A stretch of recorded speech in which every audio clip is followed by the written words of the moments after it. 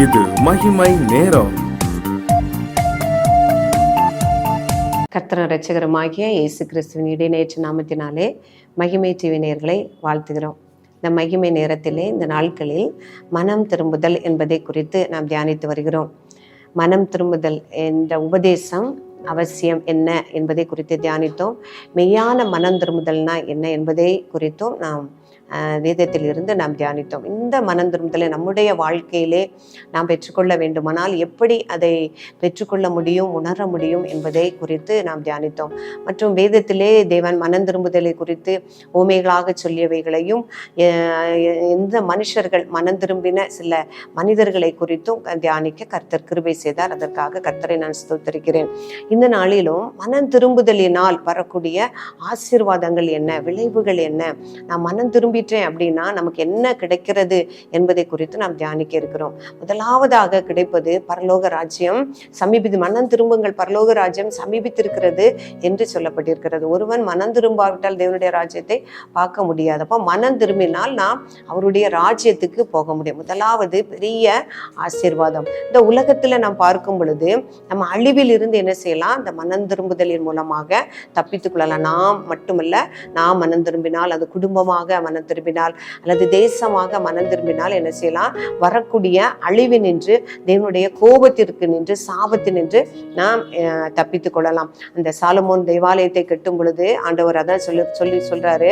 அந்த 2 நாளாகமம் 7ஆம் அதிகாரம் 14ஆம் வசனத்திலே, என் நாமம் தரிக்கப்பட்ட என் ஜனங்கள் தங்களை தாழ்த்தி ஜெபம் பண்ணி என் முகத்தை தேடி தங்கள் பொல்லாத வழிகளை விட்டு திரும்பினால் அப்பொழுது பரலோகத்தில் இருக்கிற நான் கேட்டு அவர்கள் பாவங்களை மன்னித்து அவர்கள் தேசத்துக்கு சேமத்தை கொடுப்பேன் என்று சொல்லுகிறாரு.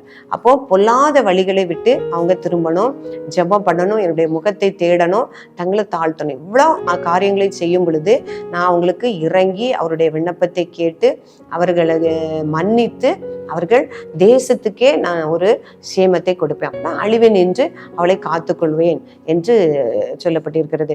இன்னொன்று என்று பார்க்கும் பொழுது நாம் மனம் திரும்பி நடக்கும் பொழுது அந்த மரணத்தில் நின்று தப்பலாம். அதாவது நீடிய ஆயுசு நமக்கு உண்டாகும். இந்த தானியேல் தீர்க்கதரிசி சொல்லும் பொழுது அந்த நேபுகாத் நேச்சார் சொல்லுவார், அவருக்கு கொடுக்கப்பட்ட தரிசனத்தின்படி நீர் உம்முடைய அழிவு இப்படி காணப்படும் அப்படின்னு சொல்லும் பொழுது அதே போல அவர் ஒரு பாவத்தை செய்வார். ஒரு பெருமை என்கிற ஒரு பாவம் அவருக்கு வந்ததுனால அந்த நேபுகாத் நேச்சார் என்ன பண்ணுவார்னா அந்த மனுஷ தன்மையிலிருந்து அவர் தள்ளப்பட்டு போவான். அப்போ மிகவும் மனம் கசந்து இருக்கும் பொழுது ஆண்டவர் சொல்வாரு, இந்த தானியேல் தீர்க்கதரிசி சொல்றாரு, நீர் உன்னுடைய பொல்லாத வழிகளை விட்டு திரும்பும், அப்பொழுது உன்னுடைய ஆயுசு நீடித்திருக்கலாம் அப்படின்னு சொல்லுவாரு. நீ சிறுமையானவர்களுக்கு இறங்கி பொல்லாத வழிகளை விட்டு திரும்பினால் உன் ஆயுசு நீடிக்கலாம் அப்படின்னு சொல்வாரு. அப்போ நம்ம வழிகளை விட்டு திரும்பும் பொழுது, பொல்லாத வழிகளை அல்லது பாவ பழக்கங்களை பாவ சுவாபங்களை விட்டு திரும்பும் பொழுது பரலோக ராஜ்யத்தை நாம் சுதந்திரித்துக் கொள்ளலாம். இந்த உலகத்திலே நமக்கு வரக்கூடிய அழிவினின்று நம்ம என்ன செய்யலாம், தற்காத்து கொள்ளலாம். நோயினின்றோ அல்லது சாபத்தினின்றோ அல்லது கடவுளுடைய கோபத்தில் இருந்தால் நம்ம என்ன செய்யலாம், நம்ம தற்காத்து கொள்ளலாம். அடுத்தது நம்ம மனம் திரும்பி நாம் வாழும்போது நீடிய ஆயுசு ஆண்டவர் சொல்றாரு. அப்புறம் இரக்கத்தை நாம் பெற முடியும். தன்னுடைய பாவத்தை மறைக்கிறவன் வாழ்வடைய மாட்டான், அதை அறிக்கை செய்து விட்டுவிடுகிறனோ இரக்கம் பெறுவான் என்று சொல்லப்படுகிறது. அப்போ நம் பாவங்களை நம்ம அறிக்கை செய்து விட்டு விடும் பொழுதுதான் தேவனுடைய இரக்கத்தை நாம் பெற முடியும்.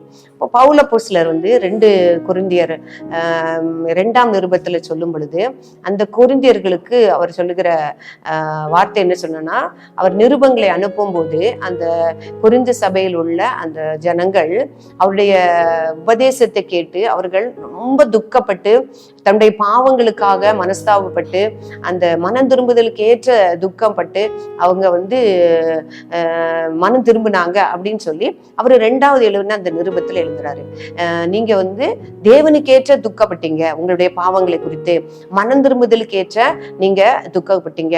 இந்த துக்கம், அதாவது நம்ம உலக பிரகாரமான துக்கம் என்ன செய்தான், லௌகீக துக்கம் மரணத்தை தான் கொண்டு வரும். ஆனா தேவனுக்கேற்ற துக்கம் அது மனம் திரும்புதலை கொண்டு வருதுன்னு பாக்குறோம். 2 கொரிந்தியர் 7ஆம் அதிகாரம் 10ஆம் வசனத்துல, தேவனுக்கேற்ற துக்கம் பின்பு மனஸ்தாபப்படுகிறதற்கு இடமில்லாமல் ரட்சிப்புக்கு ஏதுவான மனம் திரும்புதலை உண்டாக்குகிறது. அப்போ தேவனுக்கு ஏற்ற துக்கம் வந்து மனம் திரும்புதலை உண்டாக்குகிறது.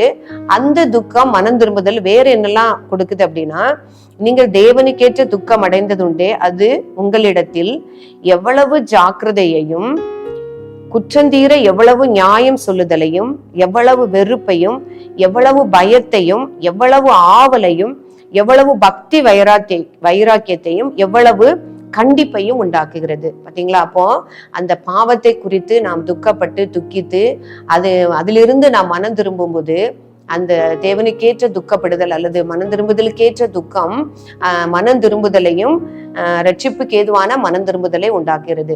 அதனால அது நமக்கு ஒரு பக்தி வைராக்கியம், ஒரு உறுதி, கர்த்தருக்கு பயப்படுகிற பயம், கண்டிப்பு, அந்த பாவத்திற்கு ஜாக்கிரதையாய் வாழ்றது எல்லாத்தையும் நமக்கு தருது. அந்த மனம் திரும்புதல் வந்து தருது.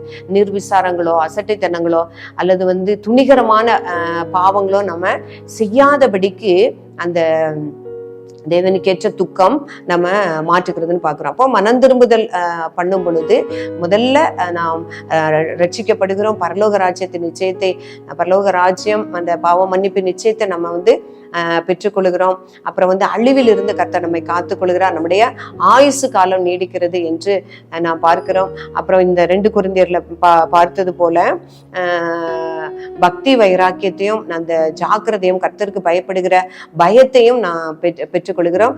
தேவனிடத்திலிருந்து இரக்கத்தையும் நாம் பெற்றுக்கொள்கிறோம். இப்ப மனம் திரும்பும் பொழுது முதலாவதாக நம்முடைய பாவங்கள் மன்னிக்கப்படுகிறது. தேவனிடத்துல மனம் கசந்து அழுது நம் பாவத்தை உணர்ந்து பாவத்தை அறிக்கையிடும் பொழுது அந்த பாவத்திலிருந்து நமக்கு என்ன செய்யுதுன்னா மன்னிப்பு கிடைக்கிறது.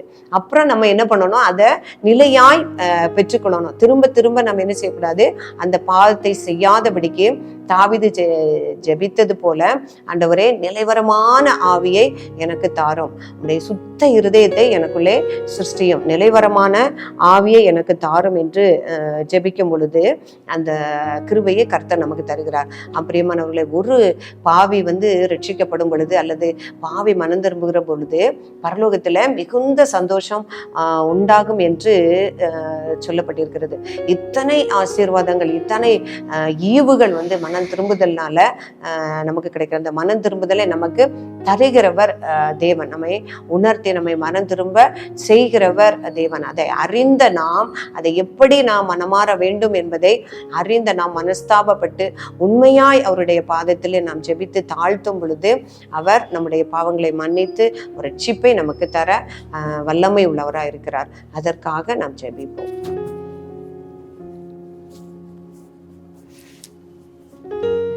கிருபை நிறைந்த எங்கள் அன்புள்ள தகப்பனே, உம்மை துதிக்கிறோம் அப்பா, உம்மை ஸ்தோத்தரிக்கிறோம் அப்பா.